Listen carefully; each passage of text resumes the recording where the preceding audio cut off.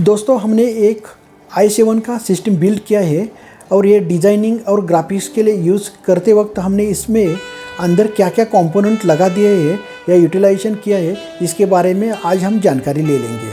तो सबसे पहले देखते हैं कि इसमें हमने जो प्रोसेसर लगा दिया है वो Intel core i7 12th generation का लगा दिया है।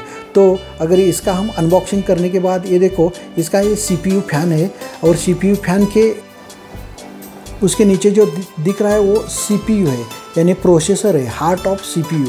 ये i7 12th जनरेशन का है। ये देखो इसका फ़ैन और फैन के नीचे हीट सिंक दिख रहा है। अभी हम मदरबोर्ड के बारे में जानकारी लेंगे। ये मदरबोर्ड जो है MSI कंपनी का B760M विथ वाईफाई के साथ है। प्रो सीरीज़ का मदरबोर्ड है। इसको भी हम अनबॉक्सिंग करेंगे। अनबॉक्सिंग करने के बाद ये देखो ब्लैक कलर का मदरबोर्ड है।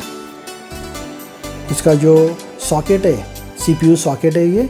उसके बाजू में रैम के 4 सॉकेट अलग अलग है।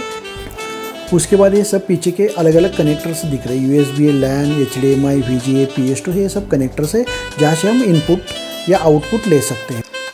उसके बाद देखेंगे ये रैम DDR5 क्रॉसर फेंजेस कंपनी की 5200 मेगाहर्ट्ज़ स्पीड की है, जो हम ये PC में 32 GB यानी ये 16 GB की 2 रैम इसमें इंस्टॉल करने वाले हैं। ये देखो WD Bleed 500 GB की NVMe SSD है, जो SN580 करके मॉडल नंबर है। इसमें हम सिर्फ ऑपरेटिंग सिस्टम और जो ग्राफिक्स एंड एनिमेशन के लगने वाले सॉफ्टवेयर से इसमें इंस्टॉल करने वाले हैं। उसके बाद सबसे इम्पोर्टेंट जो है वो ग्राफिक्स कार्ड है। ये graphics card MSI GeForce RTX 4060 8 GB का ग्राफिक्स कार्ड है, यानी हमें एनिमेशन के लिए जो लगने वाला वो प्रॉपर ग्राफिक्स कार्ड है। ये 2 फैन के साथ यानी कूलिंग के लिए अच्छा है और विथ 3 DPI और एक HDMI पोर्ट है, यानी 4 आउटपुट है। उसके बाद देखेंगे हम ये लिक्विड कूलर है, कूलर मास्टर का 240L कोर ARGB का ये लिक्विड कूलर है। जो हम CPU फैन लगाने वाले थे वो उसके बदले हम ये अपने CPU यानी प्रोसेसर को कूल रखने के लिए ये लिक्विड कूलर का यूटिलाइजेशन करने वाले हैं। चलो इसका भी हम अनबॉक्सिंग करते हैं। ये अनबॉक्सिंग करने के बाद ये जो है इसके ऊपर हम फैन दो फैन लगाने वाले हैं और ये जो एज अ कूलिंग जैसा दिखता है, यानी हीट सिंक जो है वो हम प्रोसेसर फैन के बदले ये हीट सिंक यानी लिक्विड कूलर लगाने वाले हैं। तो चलो इसको क्या क्या है इसके साथ है वो भी देखेंगे। इसको सब कनेक्टर्स यानी सॉकेट है जो अटैच करने के लिए कैबिनेट में लगाने के लिए। ये देखो फैन है, ये सबसे बढ़िया विथ RGB फैन है, जो हम स्टार्ट करने के बाद हमें दिखेगा उसकी लाइट और ये कैसी दिखती है। ये 2 फैन है। ये 2 फैन हम वो लिक्विड कूलर के उस बेस पे बिठाने वाले हैं। और ये छोटे मोटे कनेक्टर्स है जो हमें ये कैबिनेट या लिक्विड कूलर को कैबिनेट के साथ फिट करने के लिए दिए हैं। ये अलग अलग सॉकेट दिए जो प्रोसेसर के लिए लगाने के लिए, और केबल्स और कनेक्टर्स भी दिए हैं जो हम ये इंस्टॉल करते वक्त यूज़ करने वाले हैं। और ये हीट सिंक भी है जो CPU और कूलर इसके बीच में रखने वाले हैं। अभी देखेंगे सबसे इम्पोर्टेंट चीज़ जो कैबिनेट यानी जिसमें हम ये सब पार्ट एक साथ इंस्टॉल यानी बिल्ड करने वाले हैं। ये कैबिनेट है। कैबिनेट ये कूलर मास्टर का है। हमने ये देखो अभी हम इसका अनबॉक्सिंग कर रहे हैं। ब्लैक कलर का कैबिनेट है और बिग है, यानी 8X कैबिनेट है। तो 1 नंबर का जो है रीसेट का, 2 नंबर का ऑक्स है, 3 नंबर का ऑन का बटन है, ऑन ऑफ का, और USB और 3.0 का।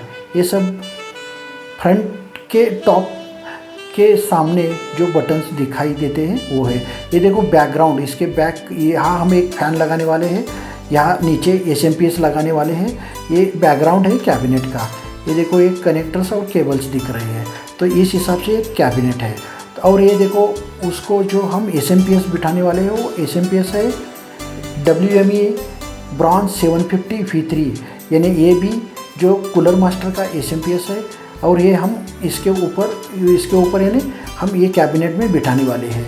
तो ये एकदम हेवी, देखो हम इसका भी अनबॉक्सिंग कर रहे हैं। अनबॉक्सिंग करने के बाद ये पावर केबल दिख रही है। पावर केबल के बाद ये एकदम हेवी और ब्लैक कलर में विथ बिग फैन के साथ ये कूलर मास्टर का एसएमपीएस है। एसएमपीएस यानी पावर सप्लाई। तो चलो इस तरह से ये पावर सप्लाई और इसके साथ अलग अलग केबल्स दिए। उसके बाद एक आखिरी में हार्ड डिस्क है जो WD 1 TB साटा हार्ड डिस्क है, जो हम डेटा बैकअप यानी इसको एडिशनल जो बैकअप्स लेने वाले तो इसमें हम वो पूरा इंस्टॉल करने वाले हैं। तो ये हो गया इसका हार्ड डिस्क का।